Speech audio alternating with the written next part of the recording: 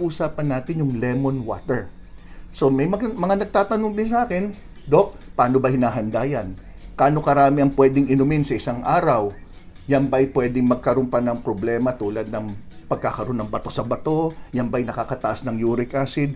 So ngayon po, ipapaliwanag ko sa inyo, una, yung advantage ng pag-inom ng lemon water. Paano ang tamang preparation? Kasi ang daming iba-iba maririnig nyo, iba-iba eh. Kano karami inumin, kailan dapat inumin, at ano rin yung bawal, sino yung mga bawal uminom ng lemon water. So ito yung 5 tatalakayin natin ngayon. Okay? So, before we start, importante muna natin ipaliwanag. May advantage ba? Siyempre, yung pag-inom lang ng tubig, may advantage. Ngayon, kung lalagyan nyo pa ng lemon, madadagdagan ng mga minerals, vitamins, at may health benefits din yan. Pero ang tanong, ano muna ang lemon? Okay, ito po.